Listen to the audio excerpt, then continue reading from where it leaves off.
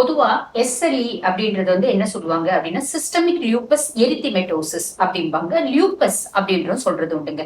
பொதுவா இந்த எஸ்எல்இல முக்கியமான 5 அறிகுறிகள் இருக்கு. இது முதல்ல வந்து பாருங்க, autoimmune disorder. Autoimmune டிசார்டர்னா என்னன்னா, நம்ம உடம்புல இருக்க எதிர்ப்பு சக்தியே நம்ம உடம்பையே எதிரியா நினைச்சு செயல்படக்கூடிய ஒரு தொந்தரவு அப்படின்னு அர்த்தம்.